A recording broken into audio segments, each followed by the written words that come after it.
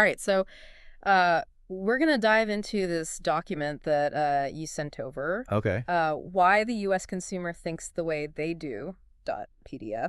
And basically it's all about like how we spend money Yeah. and save it as Americans and how we got to where we are today. So Interesting. are you ready to uncover some of the forces behind your own relationship with money? I think so. Yeah, this will be fun. Awesome. Okay, so this document takes us all the way back to 1945, the end of World War II. Oh, wow. Can you imagine the atmosphere? Yeah. I mean, I wasn't alive then, obviously. Of course, of course. But yeah, I mean, I can imagine, millions of soldiers are coming home Right? and the Great Depression not that far in the rearview mirror. Yeah, the shadow of that still looming large. Exactly. It was a time of, I think, really profound uncertainty for a lot of people. Yeah, it sounds like a recipe for anxiety. Oh, absolutely. Right. I mean, the nation was dealing with a housing shortage. There was this big shift from wartime to peacetime production. You're right. And you had a surge in young families who are eager to, start their lives. Yeah, make up for lost time. Exactly. And everyone was terrified of another economic downturn. Oh, yeah, for sure. So how did they try to prevent a repeat of the Great Depression? Well, one of the key strategies was actually to encourage spending. Right. Yeah, they kept interest rates low, which made borrowing for homes and other goods more accessible. Okay. You had the GI Bill, which provided incredible mortgage opportunities for veterans. Right. And then you have the emergence of the first credit card in 1950. Wow. So it was a complete cultural shift from saving to spending. It's so interesting how they actually promoted spending as a way to stimulate the economy, Yeah. almost like a patriotic duty. It really was. Didn't that lead to like a massive increase in debt? It did. Household debt actually increased fivefold from 1947 to 1957. Wow. Yeah, but here's the thing, though. This shift in attitude towards debt, I think it's really fascinating because it Yeah. really contrasts with how we view it today. Yeah. Back then, debt was seen as a tool for progress, Right. not a burden to be feared. Well, So that's a great point. it makes you wonder, how did that perception change so drastically? Yeah, it really highlights how much our cultural attitudes towards debt have shifted. But let's get back to the 1950s. Was the boom all about just buying stuff, or was there something more to it?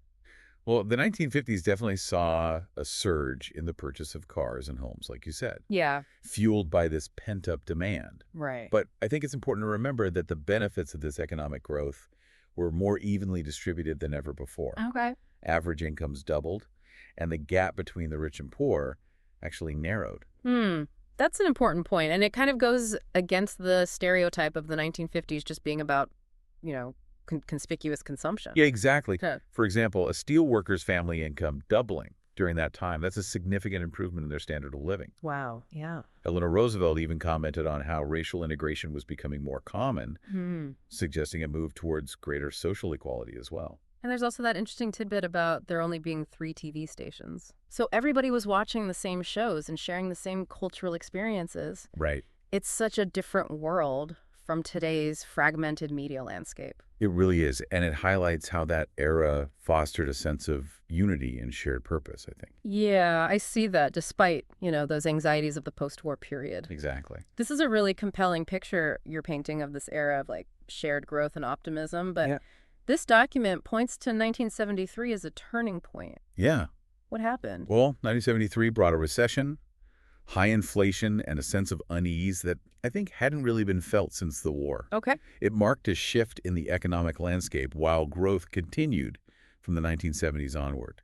It became increasingly concentrated at the top. And that's where things start to get really interesting because it clashed with this expectation of widespread prosperity, Exactly. level playing field. Precisely, the post-war era had instilled this deeply ingrained belief in broad middle-class equality. Right.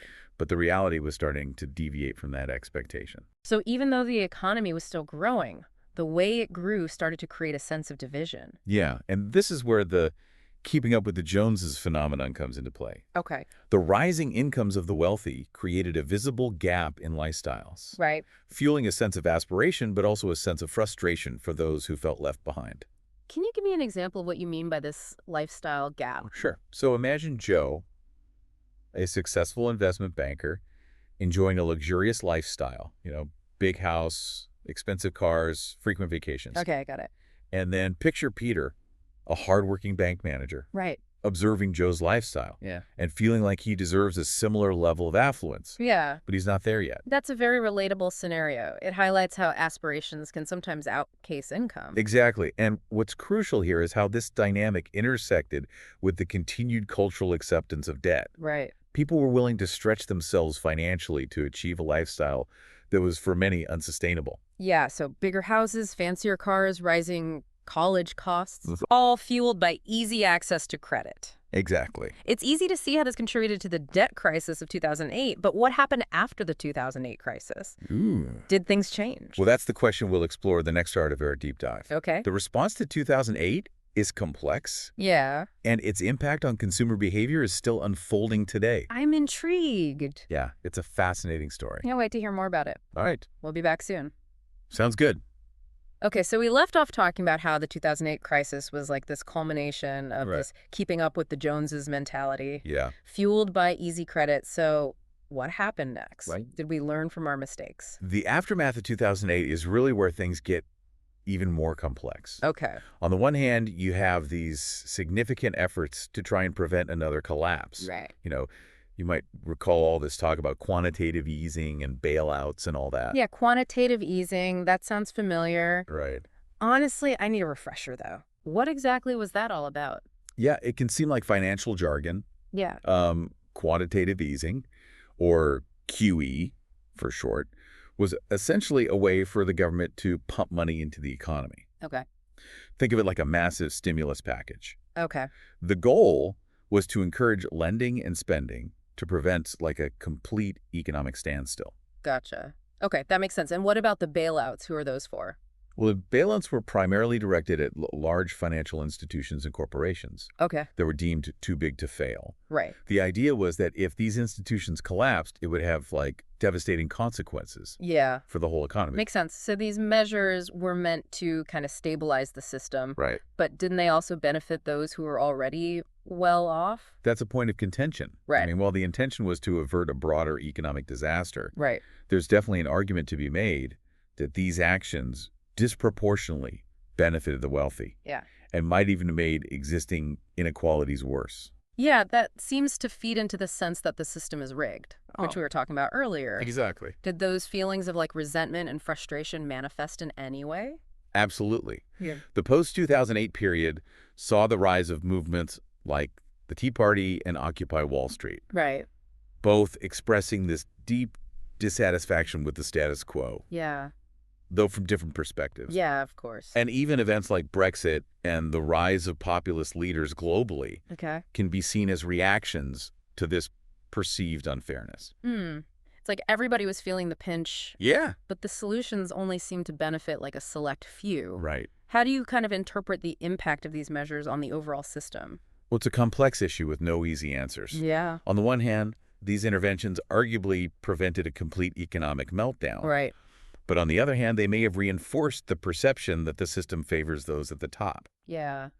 And this tension between these different perspectives, I think, is really important to acknowledge. Yeah, for sure. It feels like we're stuck in a cycle. Like the system creates inequality, people get frustrated, Right. and then the solutions kind of end up perpetuating the problem. Yeah.